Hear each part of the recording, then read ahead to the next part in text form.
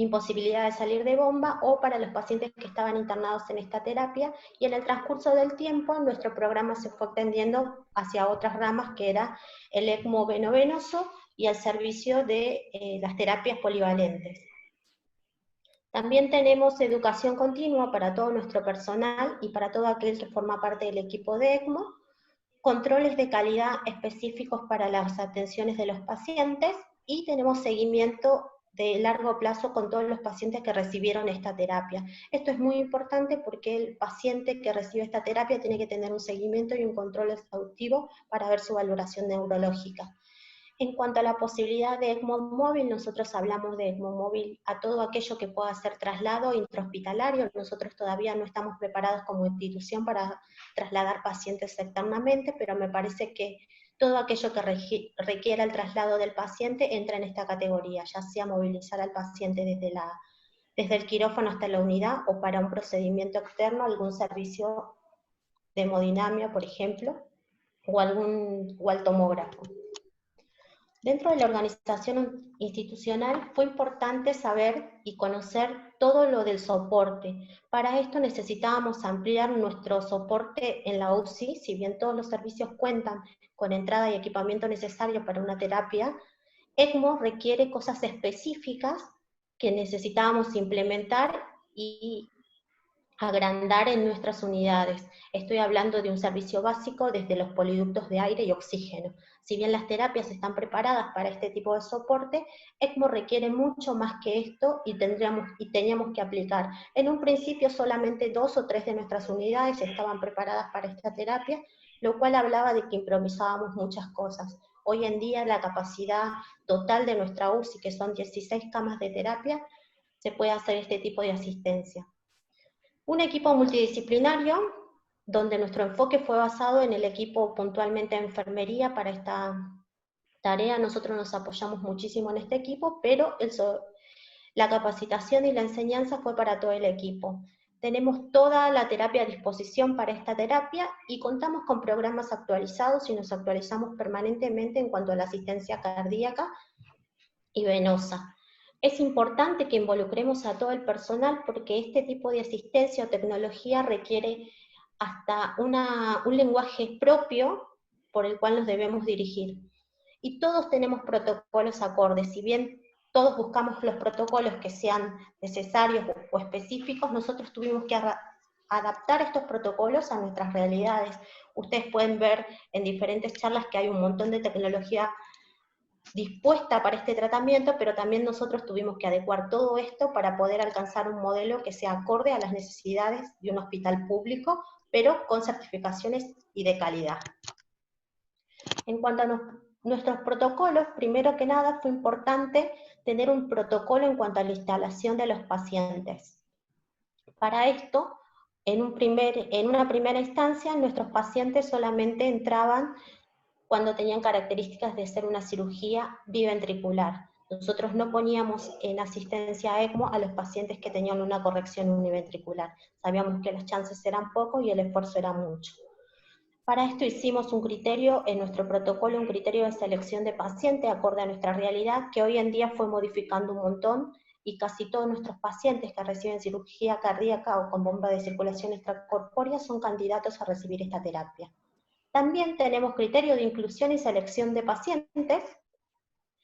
Hemos estudiado y valorado todas las contraindicaciones, y para esto también tenemos una comunicación fluida con la familia. Para nosotros es importante que la familia sea partícipe de toda la atención directa que tienen este tipo de pacientes. Tenemos un sistema de activación sincronizada para esta terapia. Esto quiere decir que todos nuestros pacientes todas las personas que están en la UCI, en el servicio o en el contacto directo con este paciente van a ser informados al mismo momento. Es importante que todos los centros que realicen ECMO sean un centro de alta complejidad y que tengan buena derivación de pacientes. Y una de las cosas muy importantes que tenemos que tener en cuenta, que todos nuestros pacientes pueden no tener el pronóstico deseado, entonces sería importante que nuestros servicios cuenten con un servicio de trasplante. En cuanto a la instalación y el equipamiento de servicio, acá me gustaría que Guillermo hablara un poquito de cómo sería la organización. En cuanto al sistema de activación del protocolo, este era nuestro programa que veníamos manejando. En este momento Guillermo era el director del programa y este era nuestro sistema de organización. Contábamos con diferentes coordinaciones. Te paso, Guille, la palabra.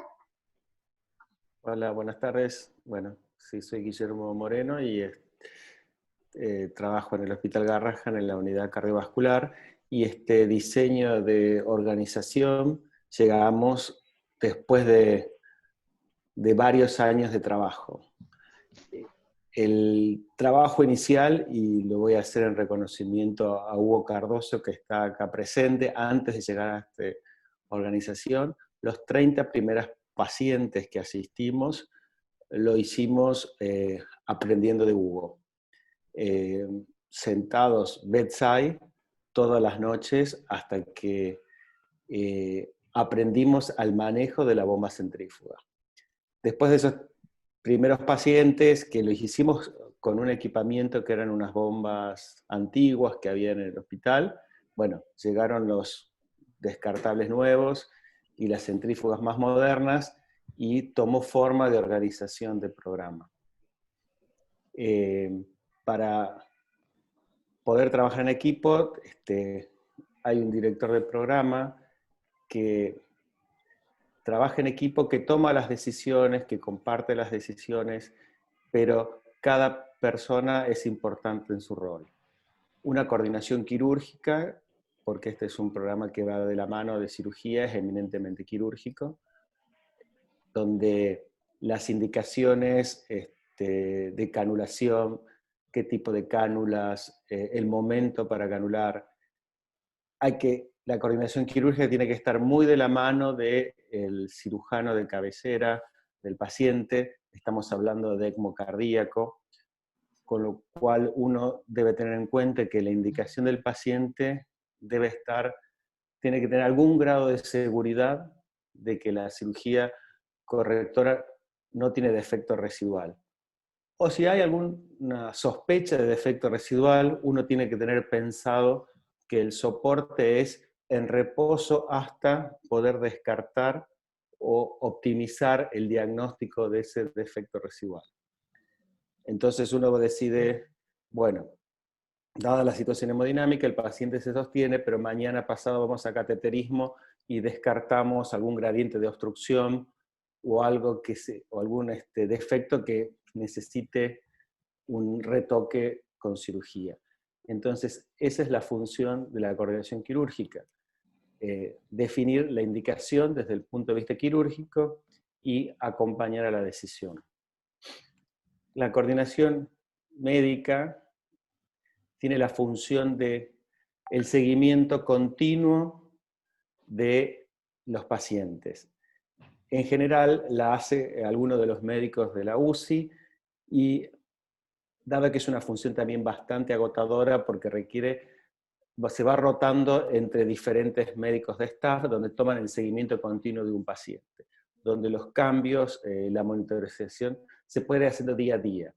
Es muy difícil hacer esto pasando de guardia en guardia, porque se pierde el hilo conductor.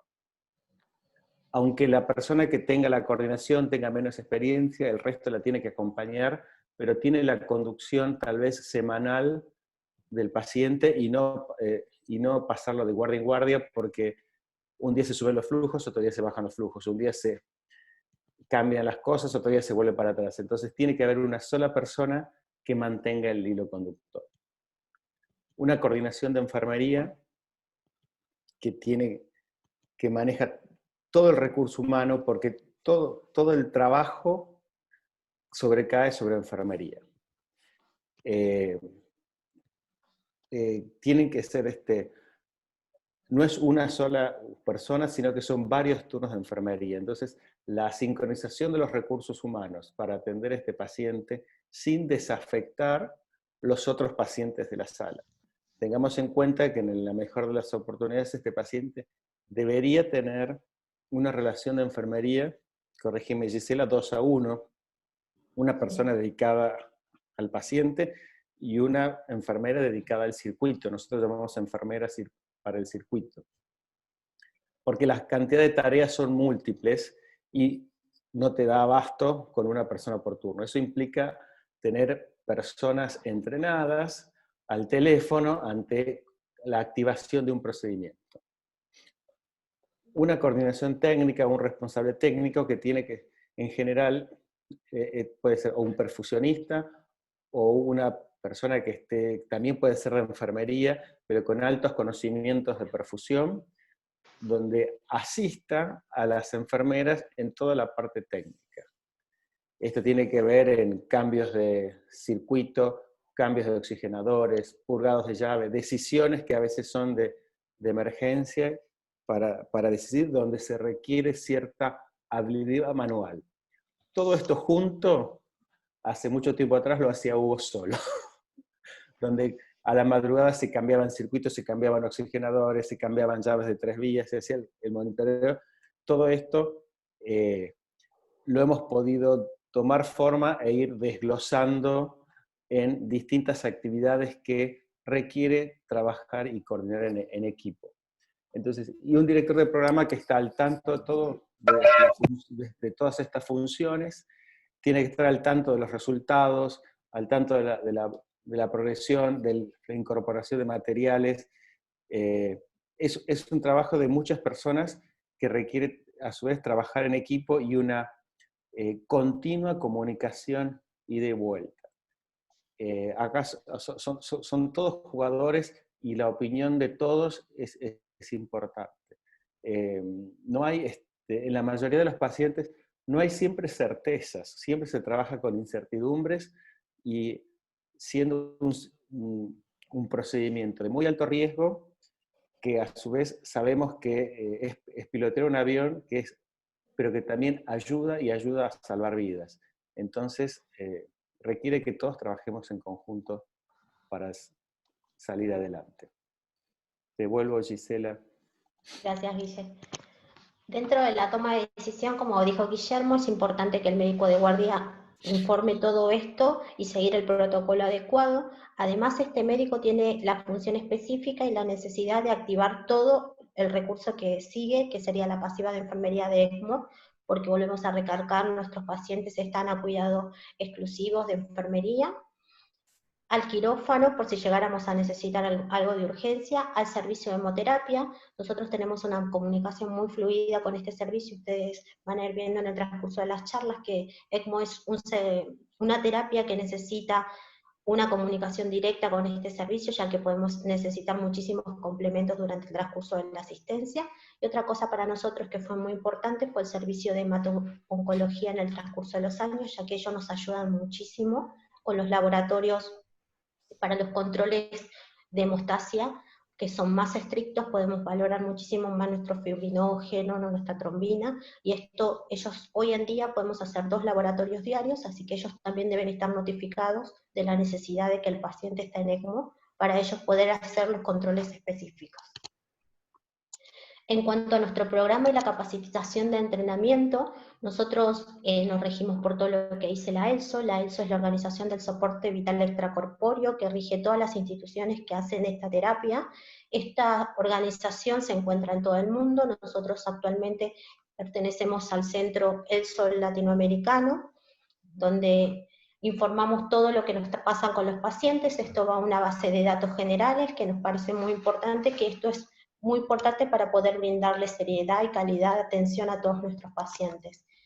Para esto nos informamos y nos entrenamos con todos los manuales específicos que dicta ELSO, hacemos capacitaciones continuas, parte del servicio, además de ser asistencialmente atendido con enfermería, uno de nuestros médicos y parte de enfermería hizo training en ELSO exclusivamente para poder ser entrenador.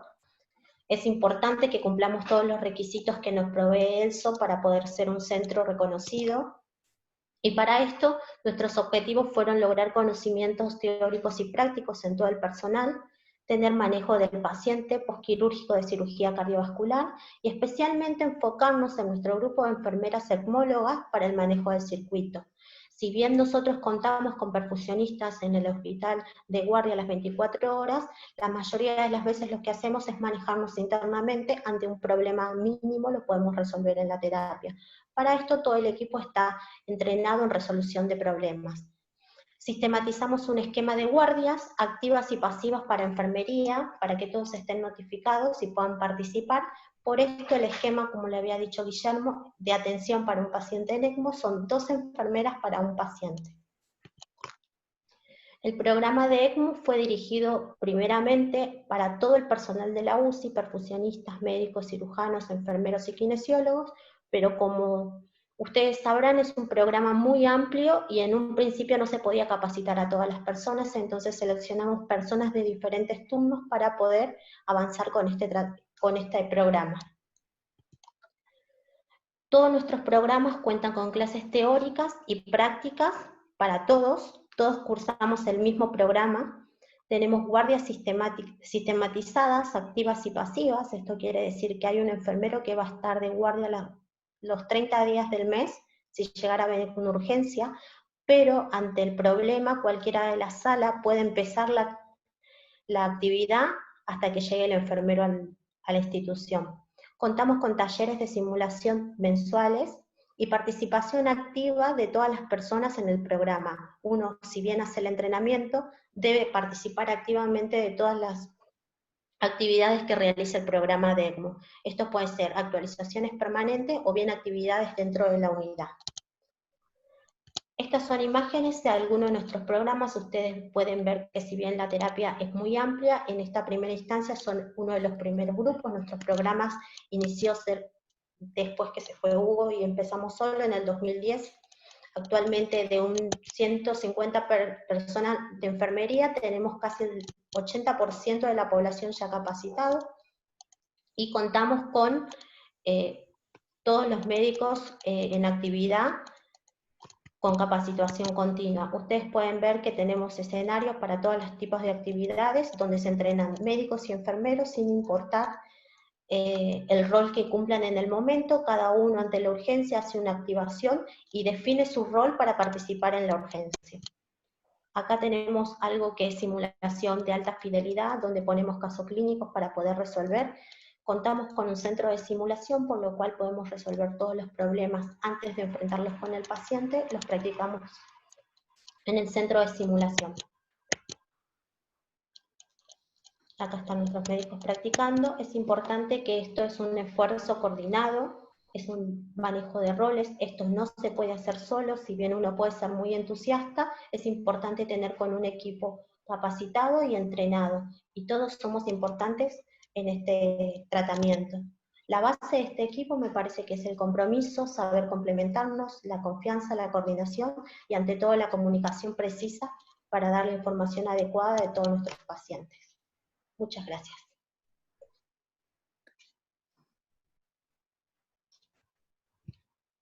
Juan. Bien, buenísimo, sí, se quedó clarísimo, sobre todo el mensaje del trabajo multidisciplinario y la importancia del compromiso de todos. ¿Alguna pregunta a la audiencia?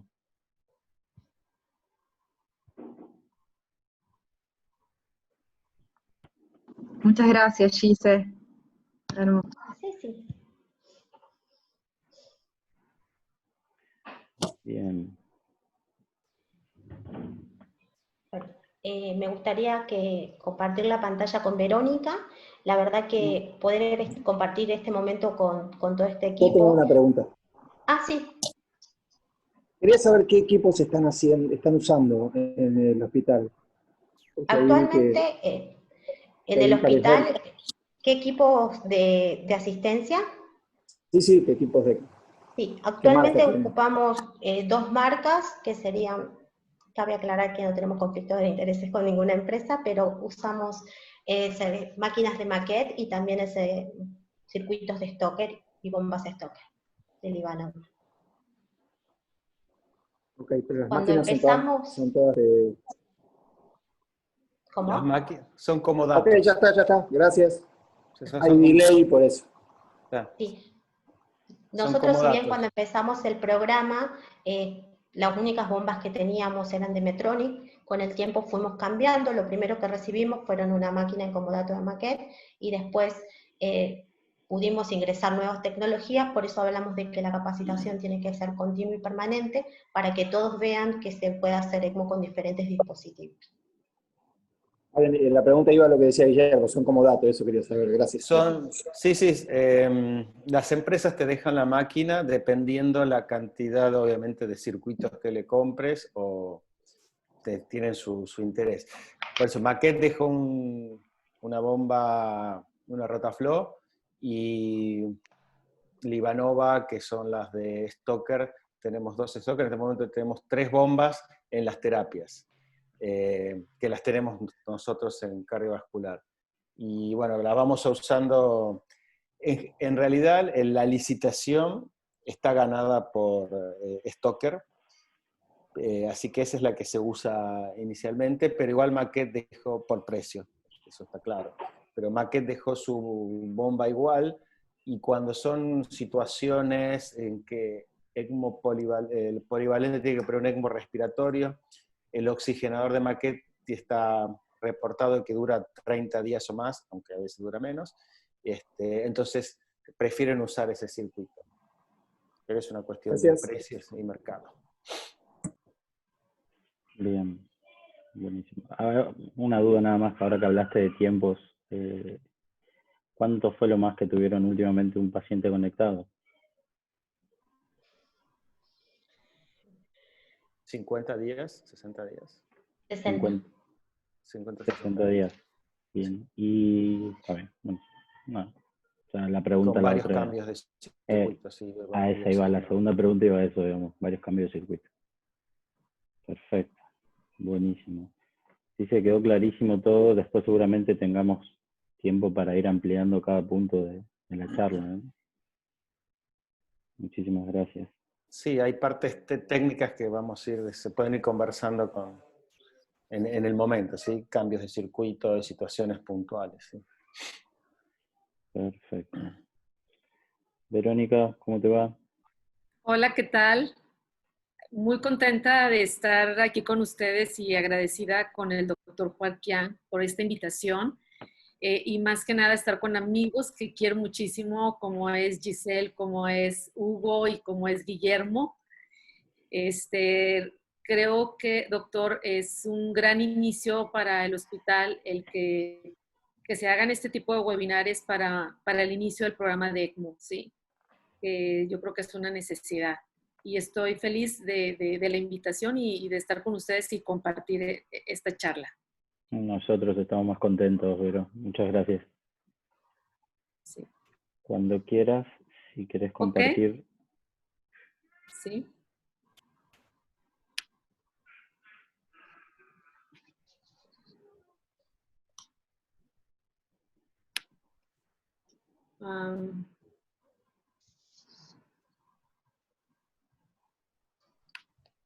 Ahí la están observando.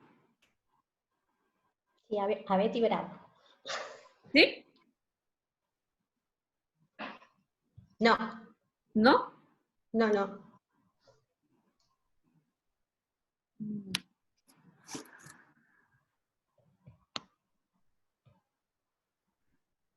No, vemos solo una imagen, Vero. A ver.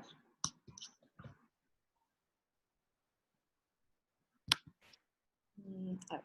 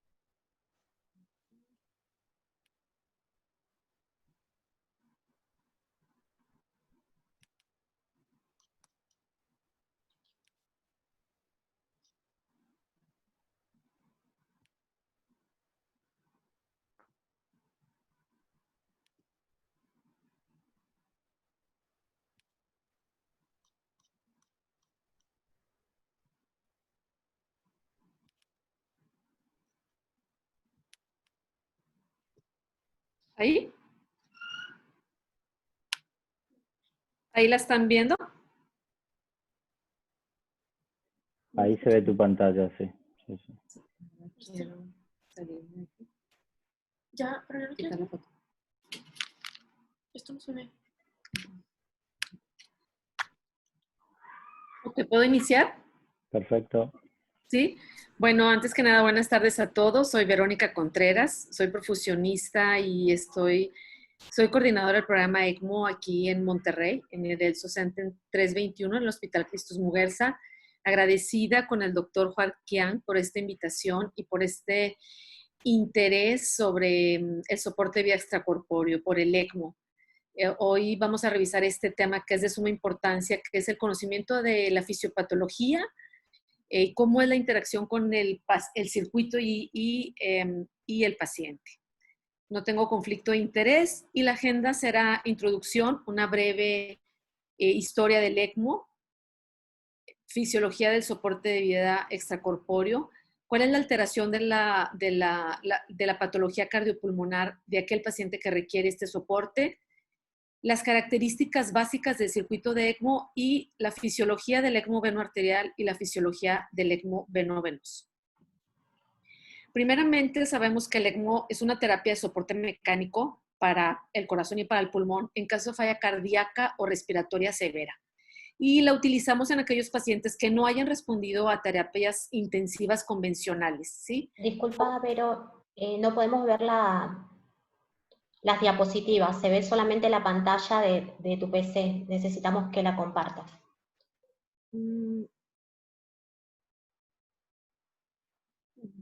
¿Qué pasó? ¿Ahí? No, todavía no se ve. ¿Te parece? Solo vemos, Vero, el fondo de tu pantalla. Lo que no vemos es la diapositiva pasando. ¿Te parece, Vero, si la puedes enviar a mi correo y yo te la voy pasando si no puedes compartir pantalla? A ver, ¿ahí? Ahí va queriendo. Perfecto. ¿Sí? Sí, tenés que ponerlo en pantalla principal. Listo. ¿Ahí? Sí, perfecto, Vero, gracias. Perdón, una disculpa.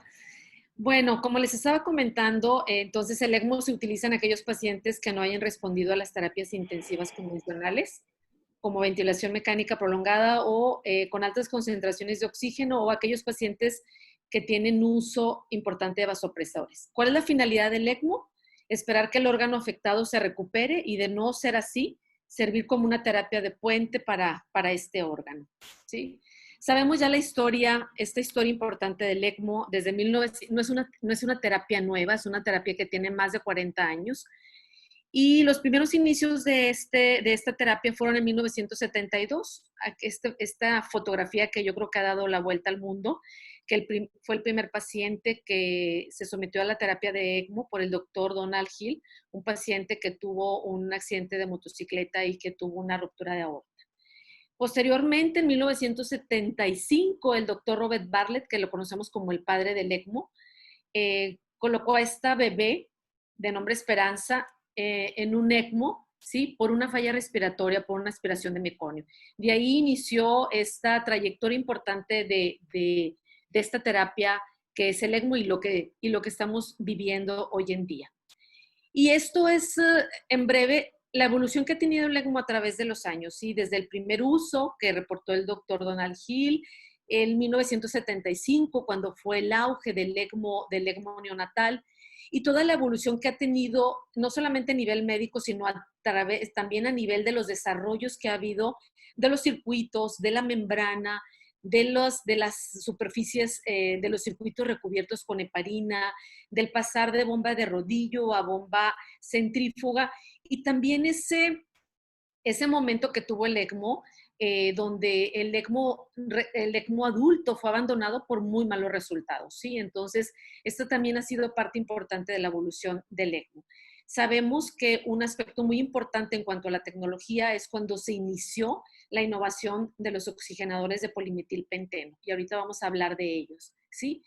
Algo que resurgió el ECMO adulto fue el estudio César y el brote de influenza que hubo en el 2009 del H1N1, donde volvió a resurgir el ECMO respiratorio adulto por los resultados que dio este brote en el 2009, donde hubo una mejor sobrevida en aquellos pacientes que estuvieron en ECMO versus ventilación convencional.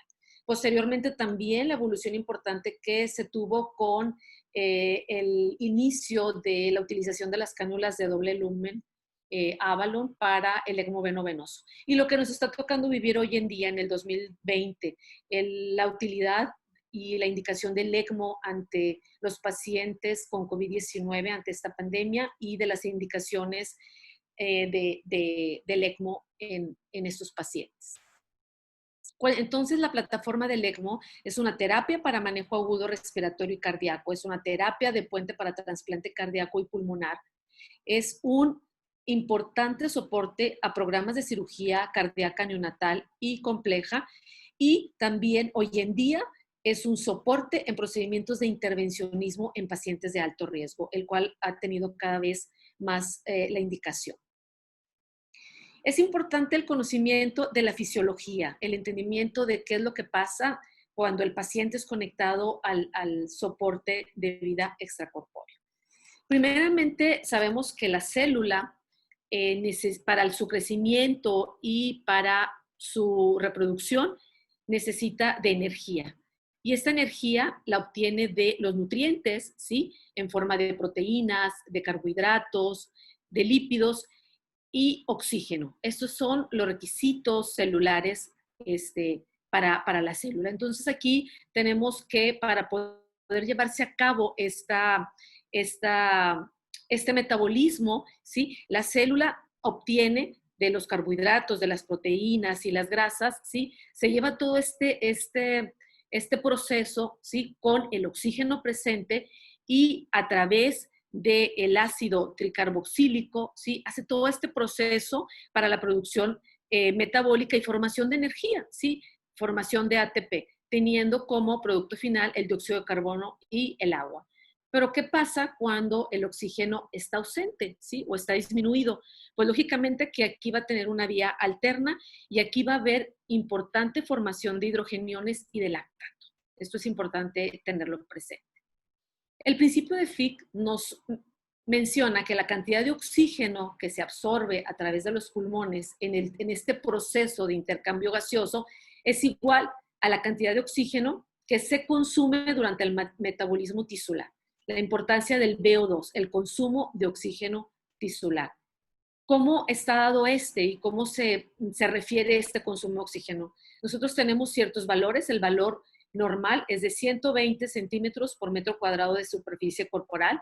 En el recién nacido tenemos que tienen un mayor consumo de oxígeno, y lo vamos a ver más adelante porque estos bebés requieren mayores flujos de ECMO, ¿sí? Entonces, en el recién nacido es de 5 a 8 mililitros por kilogramo por minuto, en el niño es de 4 a 6 y en el adulto de 3 a 5 por kilogramo de peso por minuto, ¿sí?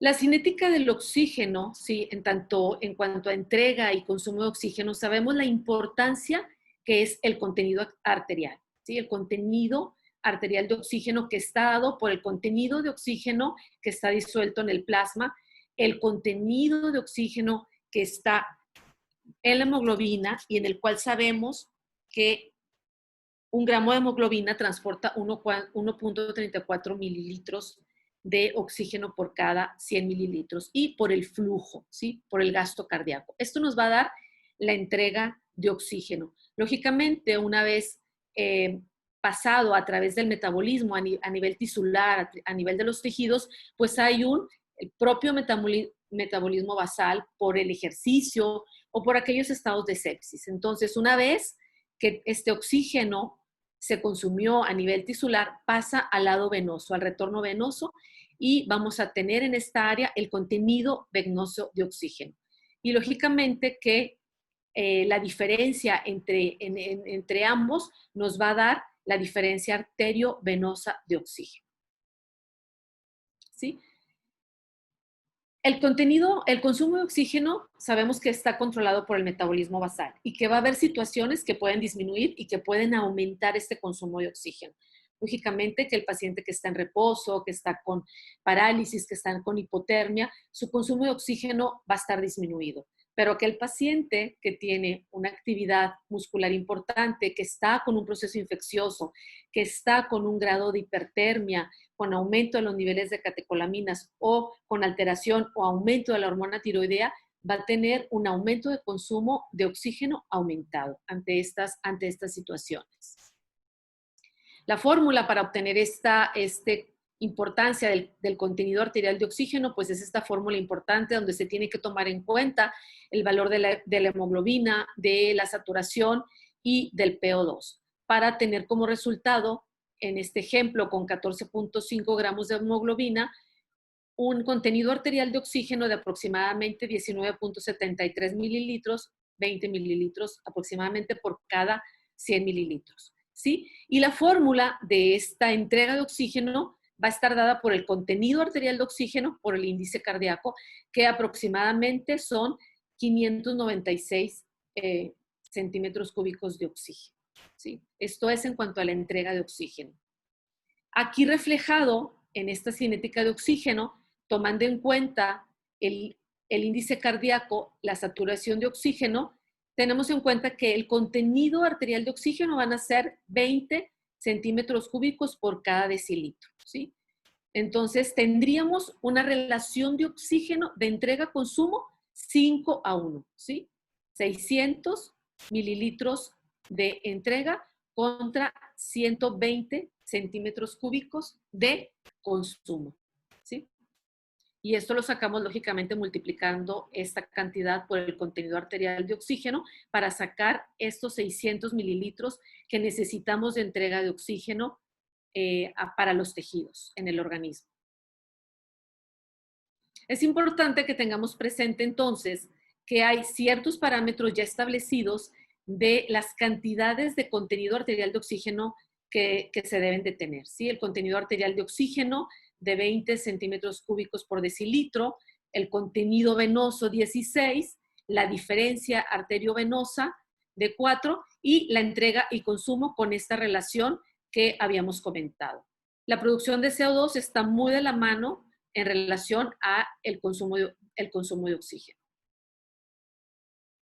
La importancia de la hemoglobina. Esta curva es importante porque aquí del lado izquierdo tenemos el contenido de oxígeno, ¿sí? Y en esta gráfica el PO2 y la saturación. Y aquí vemos cómo a diferentes niveles de hemoglobina, 7.5, 10 y 15 gramos, cómo vemos, ¿sí? Cómo cambia el contenido de oxígeno, ¿sí? En 7.5, cómo tenemos un contenido de oxígeno bajo, a 10 de hemoglobina y a 15 gramos de hemoglobina el contenido de oxígeno, sin tener variaciones importantes en la saturación, ¿sí? Entonces, la saturación no representa el contenido de oxígeno, ¿sí? Como podemos ver aquí. ¿Qué pasa con la patología cardiopulmonar? ¿Por qué es importante esta relación que mencionamos de 5:1? Porque es importante porque cuando hay signos de metabolismo anaerobio, se inicia con relación menor de 2:1. ¿Qué pasa aquí con el paciente? El paciente está en un estado de hipoxemia, está en un estado de acidosis láctica y es cuando empieza a haber signos de falla orgánica múltiple. Entonces, debemos de mantener una buena relación de entrega-consumo y estos son los casos importantes tanto para ECMO veno-arterial como para ECMO veno-venoso, ¿sí? Para estas indicaciones importantes que hace el grupo médico. Y aquí correlacionando de igual manera la entrega de oxígeno con el consumo de oxígeno, relacionándolo con la saturación venosa, que decíamos que la saturación venosa es el mejor reflejo de la entrega de oxígeno a los tejidos. Y aquí podemos ver cuando tenemos una relación 5:1, ¿sí? Aquí podemos ver esta cantidad de DO2 contra esta de BO2 y podemos ver a 80% tenemos una relación 5:1, 75% de saturación venosa 4:1 y vemos como al momento que estamos disminuyendo esta entrega de oxígeno, ¿sí? Cómo estamos disminuyendo la saturación venosa y esta relación que estamos mencionando, ¿sí? Todavía en relación 3:1, ¿sí? Tenemos una adecuada entrega de oxígeno, pero cuando va disminuyendo más hacia el lado izquierdo, estamos ya en una etapa importante de un estado de shock. Entonces, es importante esta relación de entrega-consumo de oxígeno. ¿Sí? Entonces, la patología cardiopulmonar en ECMO, ¿sí? Entonces, cuando tenemos a partir de una relación, aquel paciente que tiene una relación de entrega, consumo menor a 2.1, estamos ante una patología cardíaca y o pulmonar severa, ¿sí? Y las intervenciones necesarias a veces para tratar de mantener esta relación mayor de 2.1, pues son nocivas para el órgano. ¿Qué pasa? Se empiezan a tener mayores presiones de ventilación para tratar de mejorar esa oxigenación, altas concentraciones de oxígeno y, lógicamente, altas dosis de drogas vasoactivas. Entonces, aquí es cuando es implícito ya tener presente el que el paciente necesita apoyo, ¿sí? Apoyo de la terapia de ECMO. Entonces, siempre que debemos de tener presentes, debemos de mantener esta relación de entrega-consumo mayor a 3.1 mientras el órgano se recupera en el soporte de vida extracorpórea. Es importante que conozcamos el circuito de ECMO, cómo se lleva a cabo este soporte para poder nosotros a través del ECMO dar esta entrega de oxígeno y que haya ese reposo pulmonar, ¿sí? O esa mejoría en la perfusión tisular en el paciente. Sabemos que el ECMO, nosotros tenemos una membrana extracorpórea. Esta es una gráfica y es una imagen de los primeros ECMOs que se hicieron, ¿sí? Porque tenemos la primera membrana que se usó en los primeros inicios del ECMO. Tenemos un rodillo, tenemos una vejiga, ¿sí? Y donde vemos que debemos de tener una extracción, ¿sí?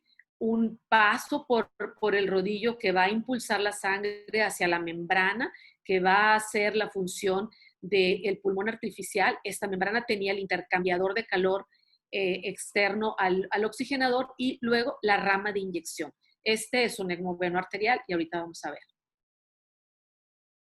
Sabemos que el drenaje venoso es importante, los accesos vasculares en el ECMO. El drenaje venoso siempre es muy importante. Sabemos que en los casos neonatales y pediátricos solamente hay ciertos tipos de canulación por la limitación que tenemos por los accesos vasculares pequeños. Entonces, el diámetro de la cánula venosa es sumamente muy importante por el retorno venoso que nosotros necesitamos para el circuito de ECMO.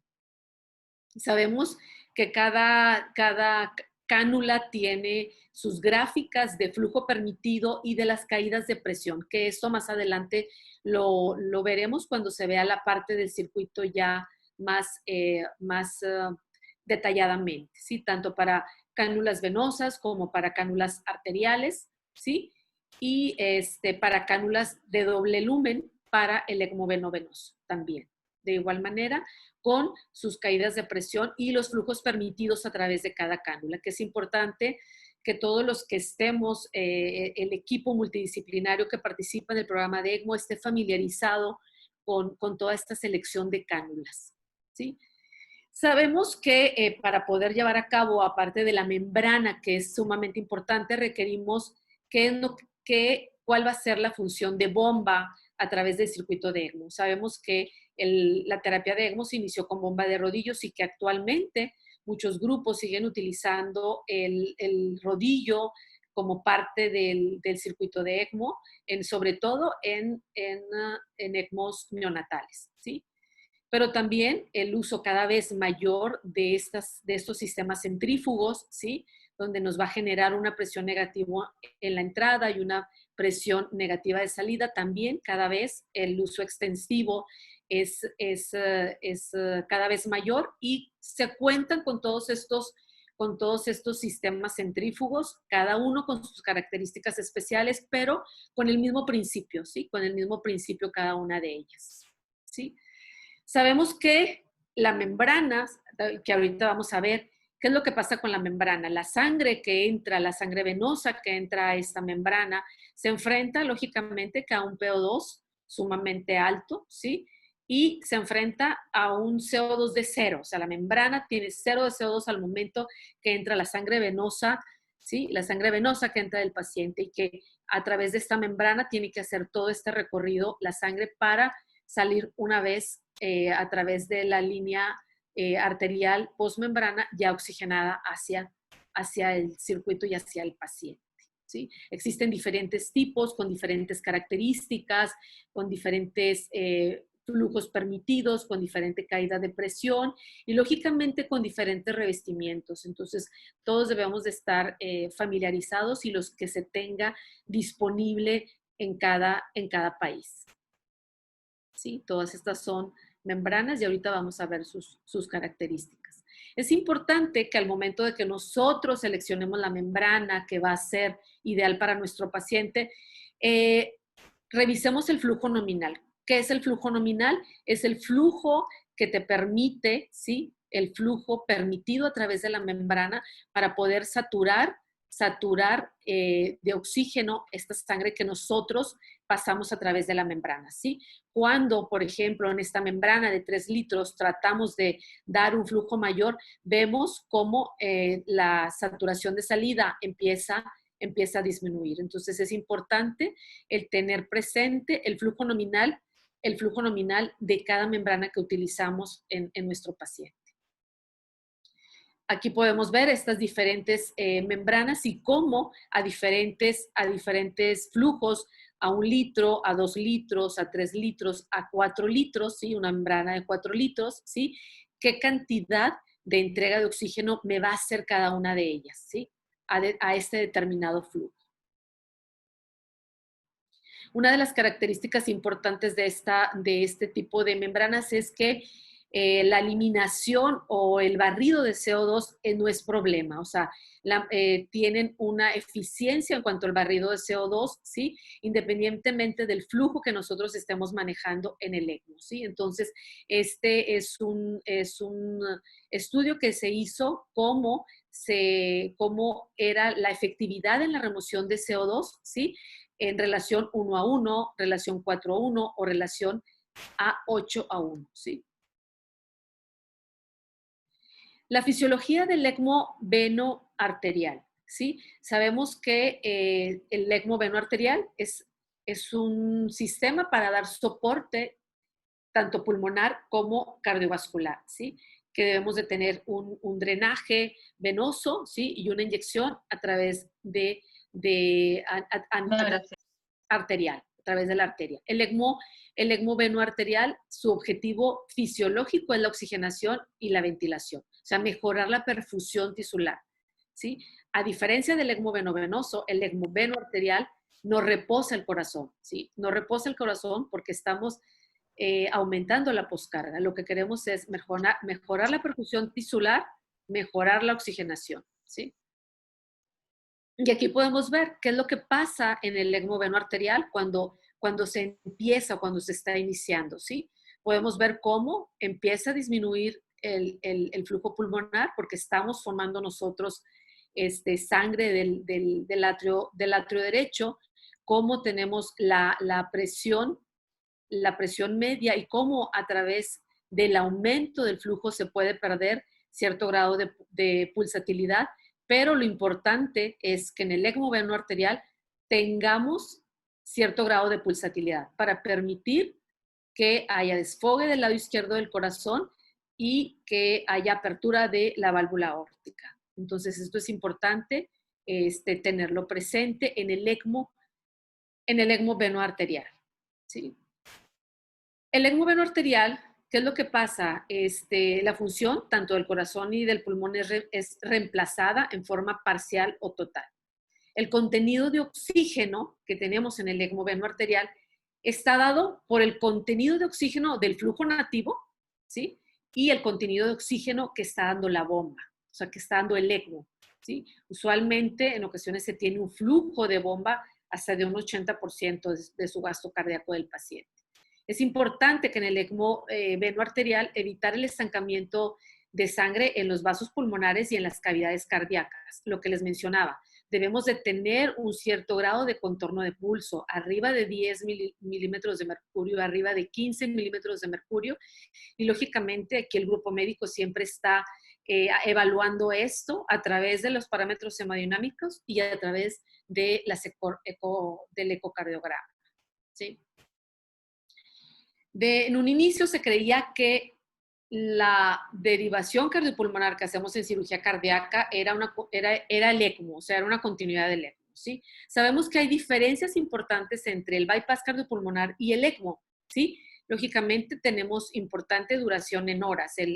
La cirugía cardíaca es llevada en horas, el ECMO es llevado a días o meses, ¿sí?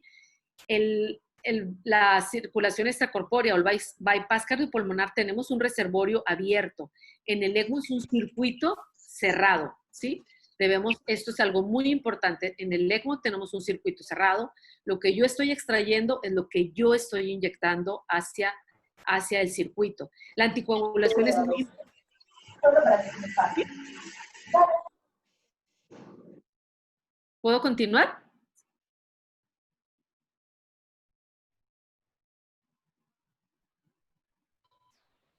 Sí, Vero, sí. Gracias, perdón. La anticoagulación, sabemos que hay un esquema importante de monitoreo de la anticoagulación, pero sabemos que en cirugía solamente manejamos el tiempo de coagulación activado, lógicamente que es mayor. ¿Por qué? Porque tenemos una membrana de polipropileno. A diferencia del ECMO, que tenemos una membrana de polimetilpenteno con un poro más cerrado y con una recubierta especial que te permite manejar tiempos de coagulaciones más cortos.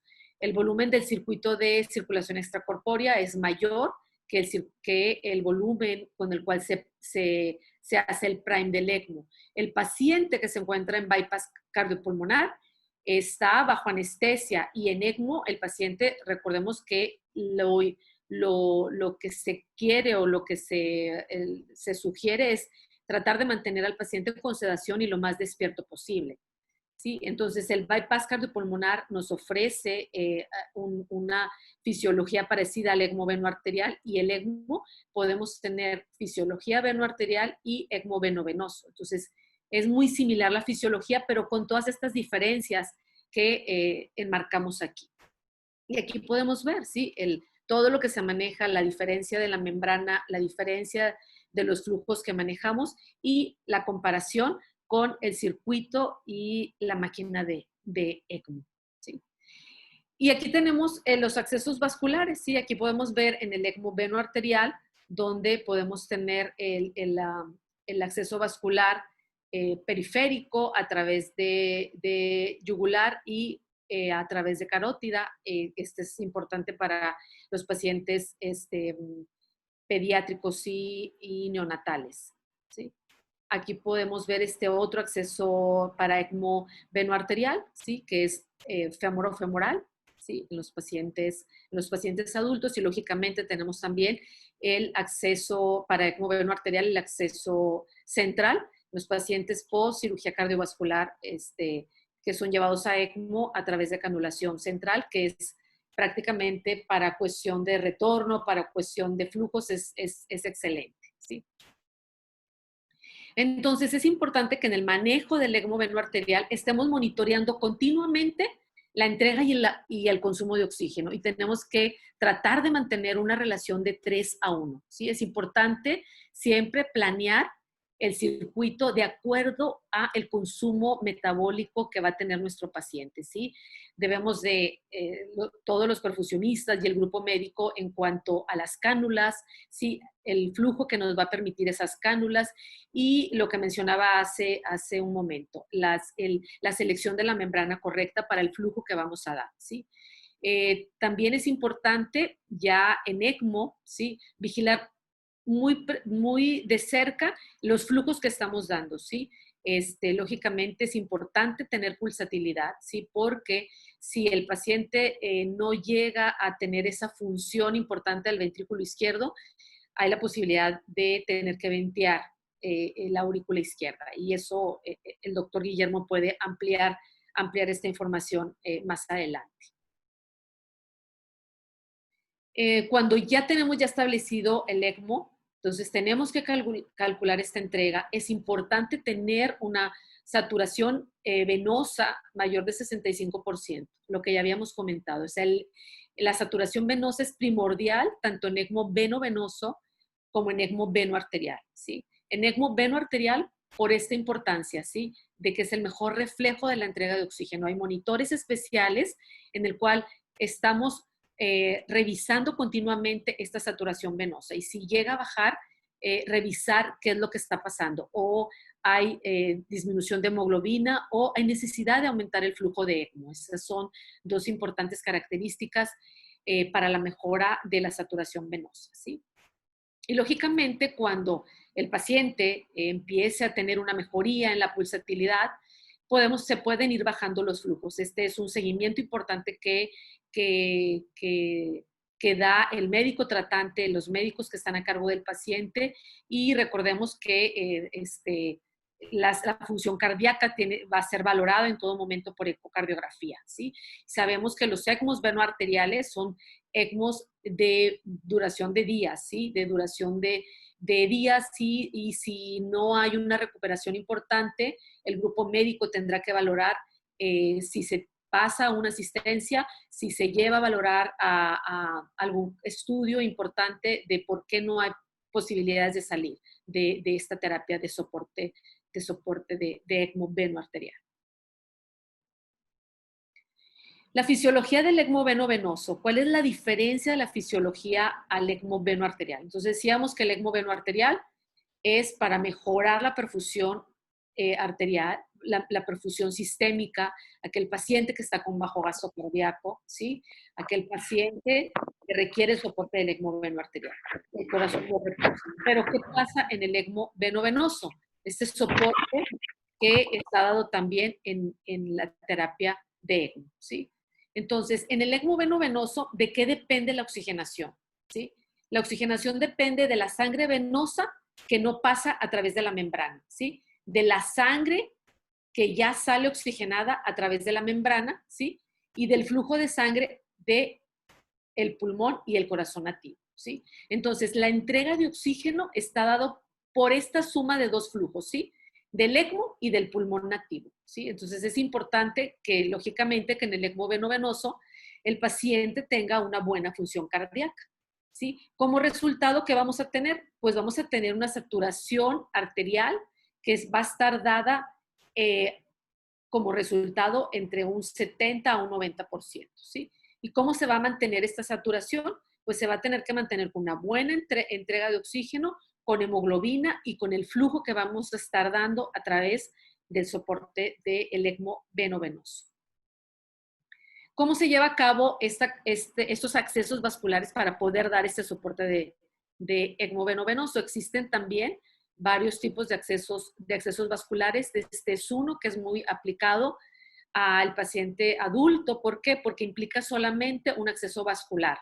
Son las cánulas de doble lumen, ¿sí? Donde tiene un lumen que va a estar inyectando la sangre oxigenada directamente hacia la tricúspide y una cánula de retorno venoso, ¿sí? Con orificios para poder obtener el retorno venoso. Entonces es una sola cánula, ¿sí? Un solo acceso vascular a través del cual podemos dar esta terapia de ECMO veno-venoso. Aquí podemos ver esta cánula, ¿sí? Y cómo es importante porque estas cánulas requieren una colocación en hemodinamia bajo fluoroscopía para una perfecta colocación de esta cánula. ¿Cuál otro tipo de acceso se puede tener? Pues acceso de doble cánula, ¿sí? Cánula en femoral, ¿sí? Para extracción y cánula para inyección en atrio derecho, ¿sí? A través de yugular. Entonces, esto es el tipo de ECMO veno-venoso y donde podemos ver lo que mencionaba hace un momento, ¿sí? ¿Cuál es el contenido de oxígeno venoso que llega a la membrana de ECMO con esta saturación, con este contenido arterial de oxígeno y con esta PO2? ¿Cómo sale esta sangre ya una vez oxigenada en la membrana? ¿Sí? cómo sale, con qué contenido, con qué saturación y con qué PO2. Acordémonos que esta sangre, una vez que llega aquí, se mezcla esta sangre oxigenada con el gasto cardíaco del paciente y vamos a tener un contenido, ¿sí?, sistémico de una saturación aproximadamente de 88 con una PO2 de 50 y con este contenido. Y aquí podemos ver los diferentes contenidos de oxígeno en el ECMO veno-venoso, ¿sí? ¿Por qué? Porque estamos solamente nosotros oxigenando una parte del gasto cardíaco, ¿sí?, del paciente en ECMO veno-venoso. Aquí la importancia de la hemoglobina en el soporte de ECMO. Si nosotros tenemos un paciente que pesa 80 kilos y que tiene un consumo de 240 mililitros por minuto, aquel paciente que tiene 3 mililitros por kilogramo, ¿sí?, tendría 240. Y aquí podemos ver cómo a 4 litros con 12 de hemoglobina, ¿sí?, con 12 de hemoglobina, se puede estar soportando con 4 litros. Y cómo, lo que revisamos hace un momento, a menor hemoglobina, yo voy a requerir en ECMO un mayor flujo de ECMO para poder abastecer este consumo que necesito para mi paciente, ¿sí? Entonces, en el manejo del ECMO venoso, de igual manera, tenemos que planear ese consumo metabólico, ¿sí? Planear con las cánulas apropiadas para poder tener un buen, un retorno importante y poder oxigenar esa sangre, ¿sí? Y tener un flujo adecuado para que se pueda tener un reposo pulmonar, ¿sí? Sabemos que la terapia a nivel del grupo médico, pues implica el bajar parámetros ventilatorios, ¿sí?, disminuir drogas vasoactivas, disminuir ese hipermetabolismo, ¿sí? Sabemos que en las primeras placas el pulmón se consolida. Entonces, este manejo del ECMO venoso médico es importante tenerlo presente, ¿sí?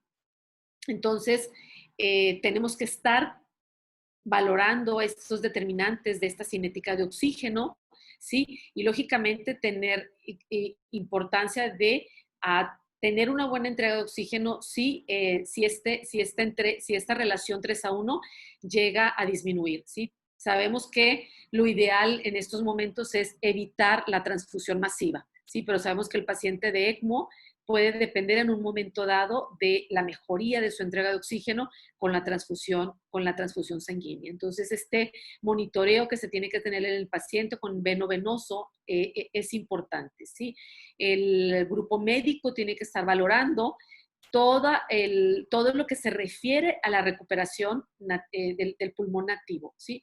Sabemos que el monitoreo durante la terapia del ECMO veno-venoso y del ECMO veno-arterial implica el monitoreo de los gases arteriales, que son los que nos van a dar esta pauta.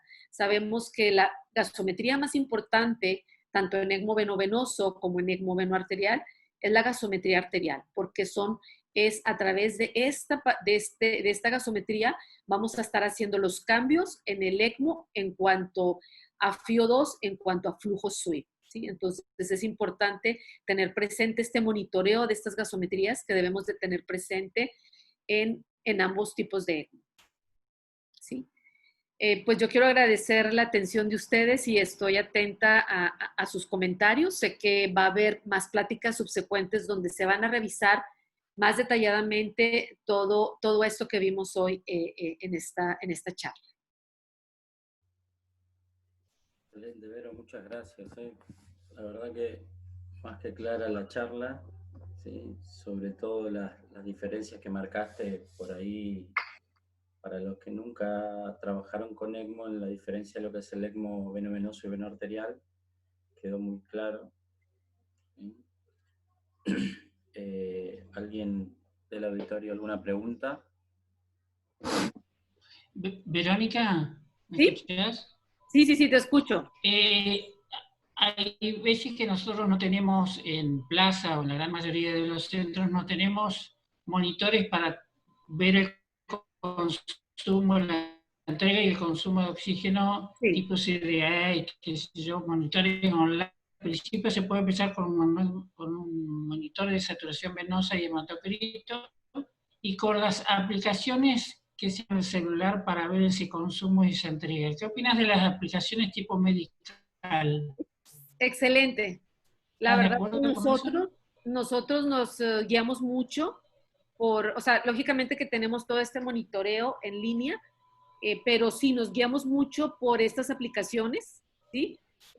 Tomamos gasometría venosa, tomamos gasometría arterial y a través de estos resultados nosotros podemos estar calculando el DO2, el VO2 y lo más importante, Hugo, podemos estar monitoreando la extracción de oxígeno, que es algo sumamente importante. O sea, mayor de 30% de extracción de oxígeno, estamos hablando ante una situación importante y lo que relacionas en el paciente con ECMO, sí tiene una saturación baja, ¿sí? De oxígeno, saturación venosa de oxígeno baja. Entonces, tienes que hacer intervenciones ahí importantes. Pero estoy completamente de acuerdo en estas aplicaciones. Incluso son esenciales para el manejo del ECMO. Ok, gracias. Pero, ¿qué tal? Tengo una pregunta. ¿Cómo manejan ustedes el tema de la coagulación? ¿Sacan muestras para tromboelastograma o solamente se manejan con la medición del TCA? Hola, ¿qué tal? Muchas ¿Cómo gracias. estás? ¿Qué tal? Mucho gusto. Fíjate que nosotros tenemos un esquema ya establecido de varios parámetros que monitoreamos durante el ECMO, ¿sí? Monitoreamos ACT, que nos da una referencia, ¿sí? Pero no nos guiamos por el ACT, nos da una referencia porque es lo que tenemos rápidamente a un lado de la cabecera del paciente, pero monitoreamos TTP, TP, fibrinógeno, plaquetas y anti-10A, ¿sí? Que es el más importante, ¿sí? Entonces, hacemos una correlación con esto, ¿sí? El TTP lo tratamos de mantener entre 60 a 80, dependiendo también de las condiciones del paciente. Si el paciente es posoperado de cardio y está sangrando, pues no le inicias la anticoagulación porque viene con alteraciones importantes del bypass cardiopulmonar, pero nos guiamos mucho por la correlación de todo esto y sobre todo del anti-10A. Lo tratamos de mantener entre 0.3 a 0.6. Este lo tomamos cada 24 horas porque pues es un estudio caro, sí, no es un estudio barato, pero sí lo monitoreamos ese cada 24 horas y nos guiamos más por el TTP. Y la tromboelastografía nos ayuda muchísimo. Muchísimo nos ayuda la tromboelastografía en la toma de decisiones. ¿Sí? Y correlacionamos las dos tromboelastografías, la de Caulin y la de Caulin con heparinase, ¿sí? En el paciente que está en ECMO anticoagulado. ¿Sí? Acá en la Argentina no tenemos la heparinase porque no sé si estoy equivocado o no, pero parece que es un reactivo que es de vencimiento corto, puede ser, y necesita rato de Medtronic específico para eso. ¿En la tromboelastografía? No, la heparinasa. Pensé que lo medías con un aparato de Medtronic o en el trombo. No, la tromboelastografía. Tromboelastografía no la tomamos tampoco de rutina. Era otra cosa que yo decía. Solamente cuando tenemos alguna duda, si el paciente está sangrando, si el paciente tenemos alguna duda con el reporte del TTP, mandamos a hacer la tromboelastografía y hacemos esta correlación, ¿sí? Yo creo que es un aspecto sumamente importante en la anticoagulación en el paciente con ECMO, ¿sí? Y correlacionar todo esto es muy importante. Creo que veo que el auditorio hay de gente cardíaca, me parece que hay gente de terapia general, son dos escenarios distintos. El ECMO respiratorio sangra poco, la canulación suele ser periférica, y el ECMO cardíaco, sobre todo en recién nacidos, es un gran desafío. De acuerdo contigo. Entonces, después de terminada la cirugía, ahí viene el gran debate, pero hay que tratar de volver a TCA normal y esperar, como el circuito es nuevo, recién puesto y no se va a tapar en las primeras horas. Así que uno tiene un tiempo de 6, 8, 10, 12 horas de esperar que el paciente termine de sangrar, que termine, que coagule, que no sangre, para recién ahí empezar la anticoagulación. Entonces este es un punto que hay que tener en cuenta porque la cirugía cardíaca está muchos puntos de sutura, los pacientes que seguramente se asisten son los más graves, con los cuales o tienen un trastorno previo en la coagulación, o en la bomba se desarticula más la coagulación, e iniciar después en el postoperatorio la heparinización es de un riesgo. Entonces hay un periodo de espera, y cuando no sangra, uno empieza la anticoagulación. Nosotros empezamos hace poco a migrar del TCA al anti-10 activado. Y ahí estamos. La tendencia del mundo es ir al anti-10, pero todavía estamos en valores que son bajos y el paciente sangra, y valores que son altos.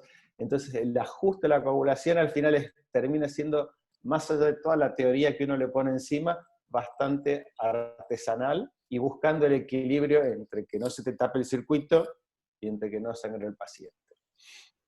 De acuerdo contigo, de acuerdo contigo. Creo que René tiene una charla sobre esto para todos los detalles más finos de coagulación, ¿no? ¿Puede ser, Gis? Sí. Una pregunta, Guille, justo que tocaste el tema.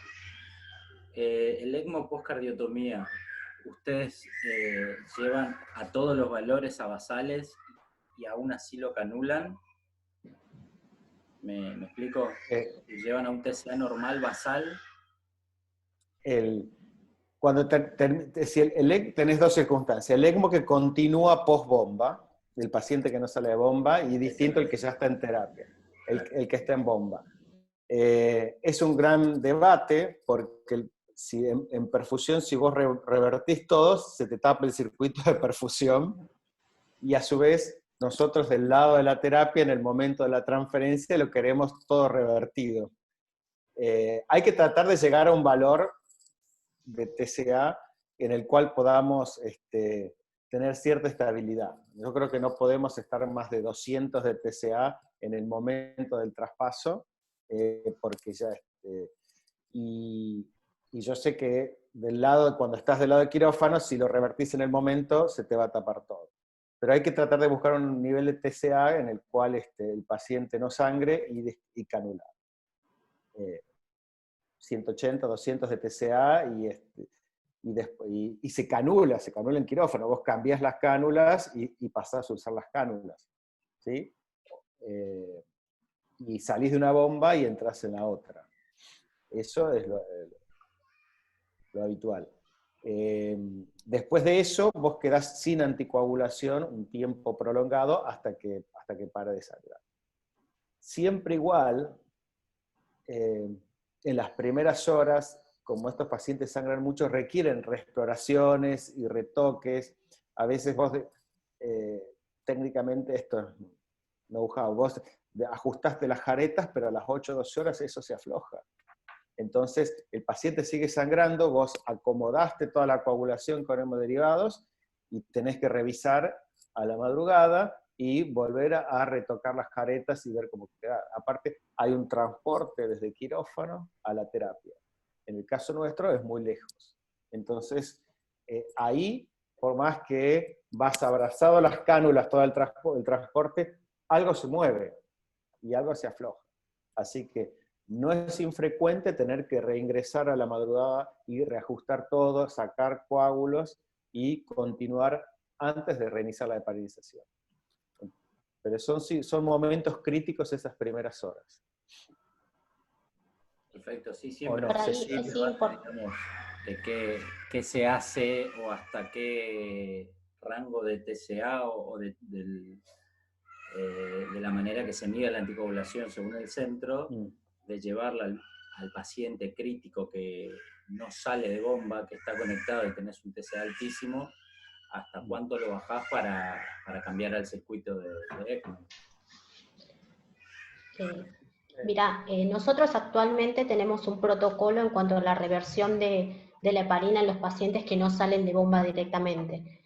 Generalmente le pedimos al anestesista que haga una reversión total de la heparina que hace. Hay un tiempo en el traspaso entre la SED y el ECMO para reconectar las cánulas. Ese es el tiempo en que la protomina va a actuar y uno puede conectar tranquilamente y con seguridad al circuito de ECMO. Entonces, nosotros generalmente, los pacientes postquirúrgicos, pedimos reversión completa de la heparina.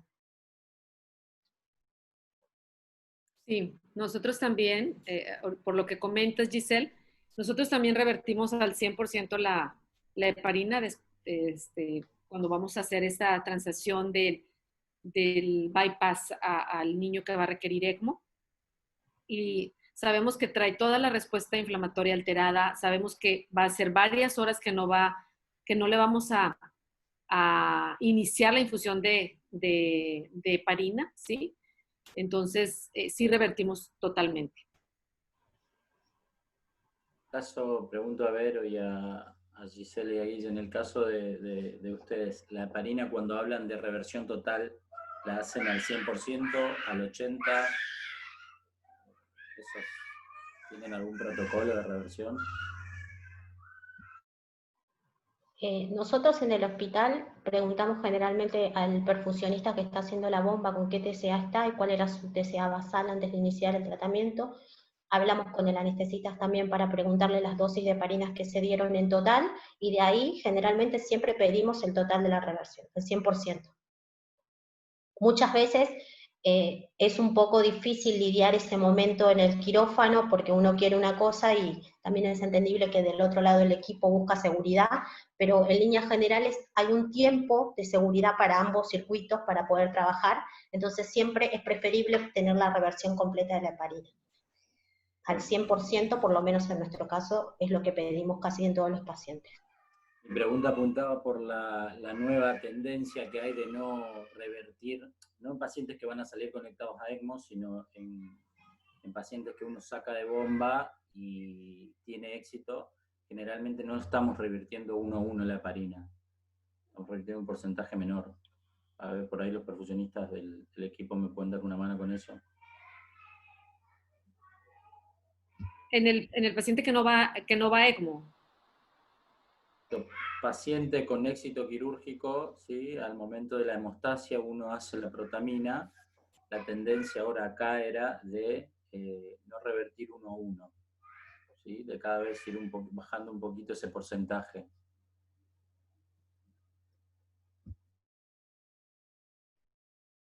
Hugo, por ejemplo, ¿a qué porcentaje estamos revirtiendo? Estamos revertiendo 0,6, 0,5, y de acuerdo a eso se revierte el TCA, se hace un TCA y de acuerdo a eso si es necesario agregar más o no. Pero se tiene mucho en cuenta el concepto de Verónica con respecto a ECMO o a la cirugía cardíaca de todos los días, de que el crío precipitado no está aconsejado en la población neonatal, sino a través de frascos en que el crío precipitado, como un adulto no es aconsejable. ¿Te has enterado algo de eso? Pero en el crioprecipitado para el paciente adulto.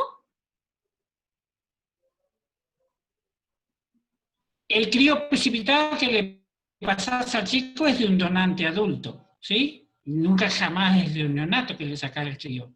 Pero hay ahora unos trabajos que dicen que parece que no es aconsejable que sea del adulto. Por eso se pasaría el pinógeno que viene en frasco ampolla, en todo caso. Nada más que sería más caro.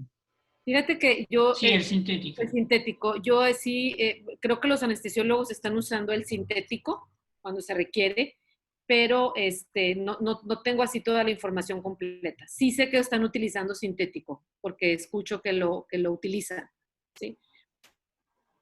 En ECMO hay pacientes que en los adultos, sí, pero en los ECMO neonatales y pediátricos utilizan crioprecipitados cuando hay deficiencia de fibrinógeno. Okay.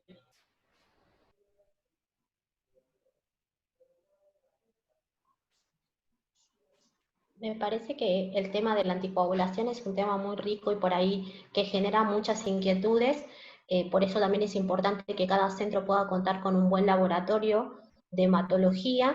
Esto quiere decir que las realidades en diferentes centros, tanto públicos como privados, son diferentes, y el acceso al fibrinógeno, sabemos que es muy caro, así que uno puede ir variando en diferentes concentrados, sea crioprecipitado, fibrinógeno, y para eso es muy importante tener un laboratorio completo de la anticoagulación.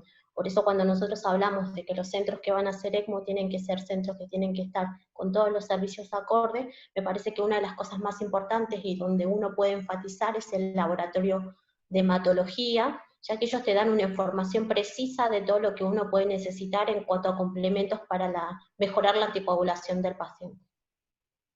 Yo no sé, ustedes, Guillermo, si están utilizando en los neonatos antitrombina en infusión. Sí. ¿Sí? Se usa, nosotros al día siguiente del procedimiento, a la mañana siguiente, el paciente tiene, la rutina del laboratorio de trombosis es altamente específica, entonces la hace solo en un laboratorio de hemostasia. Entonces, con dosaje de antitrombina 3, se decide si hay disponible concentrado de antitrombina, se pasa, si no se pasa a plasma.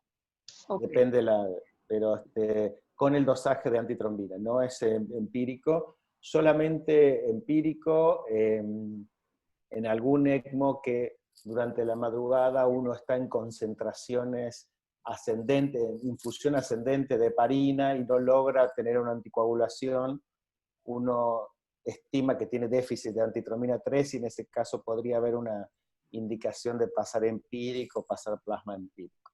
¿Sí? Pero sería en caso de que uno está viendo que no, la heparina no está, después de haber cambiado la heparina y haber chequeado los circuitos, ¿sí?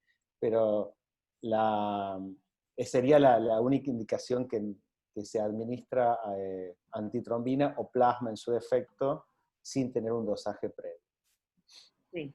Ya ves que en los neonatos es común esta deficiencia de antitrombina y empiezas con esa situación de si está haciendo efecto la heparina, si no está haciendo efecto la heparina, y estás ahí correlacionando todo, y luego te llega el examen de laboratorio y te llega 30% de antitrombina, ¿sí? Y entonces empiezas a hacer todos estos cambios en la anticoagulación, ¿sí?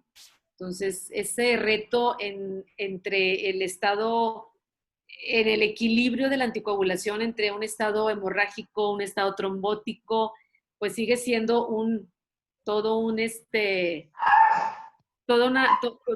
interés para poder mejorar esta cuestión de la anticoagulación en el paciente con ECMO. Sí,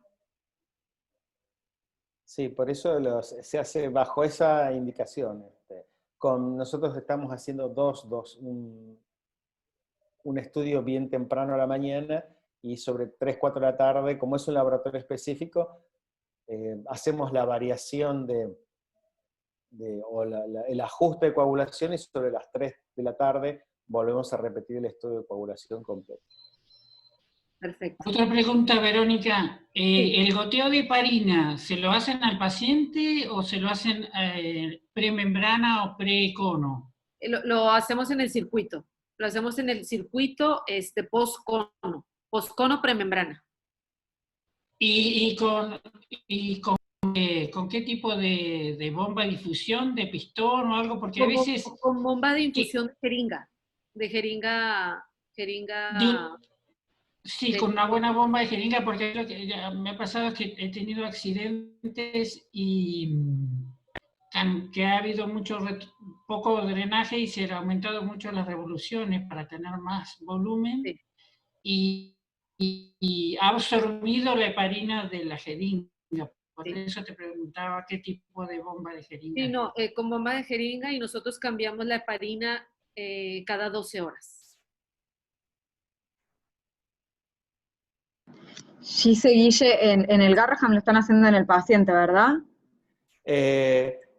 Mira, a mí la estamos poniendo, me parece que la estamos poniendo premembrana. A mí me gusta premembrana, o sea, post-cono premembrana, como Sí. dice Verónica, porque de algún punto uno intenta, y esto es una estimación teórica porque la sangre está toda heparinizada, de que la infusión de heparina llegue al oxigenador, que es el que tiene más riesgo de taparse. Claro. ¿Qué sucede? Lo que dice Hugo, si la bomba es de jeringa, compite el flujo de la bomba justo con la parte de eyección del cono y tenés reflujo de heparina. Entonces, en algún momento nosotros estábamos poniendo las bombas de pistones, las viejas bombas de Hospira, que no tienen reflujo. Tiene que ver también qué cuenta para trabajar uno y cómo tiene uno para trabajar, porque a veces algunos circuitos premembrana no tienen muchas conexiones para estar ingresando puertos, o a veces uno quiere poner un hemofiltro. A mí me gusta más eso porque está la infusión de heparina directamente premembrana. Pero también uno puede poner en el paciente si tiene algún tipo de inconvenientes, o le parece que tiene que ir ahí. Hay un detalle que es importante en cuanto a la heparina y a dónde vamos a administrarlo, porque antes sí lo hacíamos hacia el paciente, pero hay una realidad también que los pacientes muchas veces están poco invadidos o con pocos accesos, y un paciente anticoagulado es muy difícil estar buscándole accesos durante el procedimiento de la asistencia de ECMO. Entonces, para evitar todo eso, optamos por cambiar el protocolo y poner directamente la heparina en el circuito, porque la heparina es una medicación altamente peligrosa y si uno no la puede mezclar con otros medicamentos, entonces tiene que tener una vía única. Si tenemos un neonato con un catéter doble lumen, ya inactivaste un lumen directamente y te vas a quedar sin accesos para llegar a atender al paciente. Entonces uno tiene que ir evaluando qué tipo de paciente tiene y los accesos. Últimamente el protocolo en los últimos años ya migró y hacemos lo que dice Guille, postcono y premembrana, y los circuitos están diseñados de esa manera para que podamos hacer el ingreso de la heparina. Y nosotros usamos bombas a pistón. Sí. Guillermo, ¿están utilizando ustedes en algunos pacientes vivalirudina? No, es carísima. Vivalirudina es un inhibidor directo de trombina. De la trombina, exacto. Y como alternativa a la heparina. La indicación está dada en forma general para trombocitopenia inducida por heparina, para HIT, que es una sensibilidad a la heparina, pero muchos centros de ECMO en el mundo están migrando la anticoagulación de heparina a vivaluridina. Acá había una marca de Vago que no está más, que se llamaba Angiomax, ahora la tiene otro laboratorio. Pero inclusive no hay en el país en este momento, me parece, pero es de altísimo costo. Es tan alto el costo que se pone difícil implementar aún más sobre el circuito y sobre el costo del circuito el uso de... Pero entiendo que hay algunos centros que están haciéndolo. No sé, ¿ustedes están usando Vero? No, yo creo que la hemos utilizado en 2 pacientes que fue sospecha de HIT. Y Sí. usamos, pero también es sumamente cara aquí en México, sí. Pero así como dices tú, muchos centros están utilizando, creo que Chile, ciertos casos usan vivalirudina, y muchos centros están emigrando al uso de este medicamento, pero es muy caro. Sí, nosotros 2 veces he tenido la oportunidad. Uno ha sido en un paciente con sospecha de HIT y otro ha sido un paciente con un dispositivo Berlin Heart que teníamos miedo a la transformación hemorrágica del ACV, entonces claro, antes de migrar a heparina de bajo peso hicimos una transición en vivalirudina y no he tenido otra oportunidad. Pero sí, hay centros de VAD, de asistencia ventricular. Holger está usando protocolos para esos centros con vivalirudina continua. El otro tema de la vivalirudina es el monitoreo, porque sí, Rodrigo lo está haciendo con APTT en con puro TTP. Pero no es tampoco es si vos hablas con hematólogas que hacen trombosis, tampoco es el laboratorio específico, sino que el que supuestamente se usa es dilución de trombina en plasma, que a su vez es un análisis más específico. Entonces, tiene sus cuidados el manejarlo. El manejar. La ventaja que tiene que la infusión vos la detenés y deja de actuar.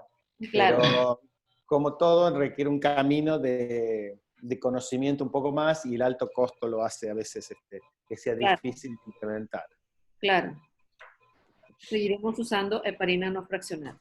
Heparina no fraccionada. Bueno, muy bien. ¿Alguna otra pregunta? Esto es lo de la anticoagulación. No quiero ser mala onda, pero este tema lo va a dar el doctor René Gómez. Sí. Así es. Sí. Lo va a dar el doctor René Gómez. Tengo la suerte que lo va a dar el doctor René Gómez. El doctor René Gómez.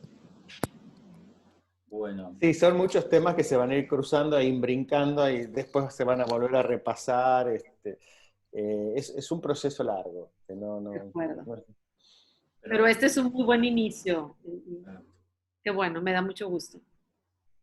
Bueno, muchísimas gracias. Para gracias. ir cerrando, entonces le agradecemos a los expositores. Muchas gracias, Verónica.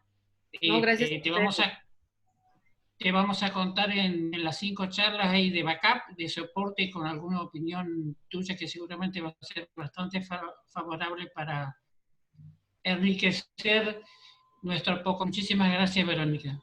Estoy muy feliz, en verdad, muy, muy feliz de verlos aquí, y estoy atenta a sus comentarios, y sí, si Dios quiere, nos vemos la próxima charla, y les envío un fuerte abrazo desde México. Ya pronto nos veremos. Si Dios quiere. Muchas gracias a todos. No se lo escuchó a Hugo, pero seguramente dijo muchas gracias, Gisela, también. Bueno, la próxima charla es el jueves que viene, misma hora, y sería cardiopatías con posibilidad de ECMO, vías de acceso, canulación y dinámica de los fluidos. ¿Sí? Así que muchas gracias por estar hoy, y Dios mediante nos vemos el jueves que viene. Bueno, gracias a todos. Muchas gracias, hasta luego. Gracias. Gracias, Gise, gracias, doctora. Gracias a todos.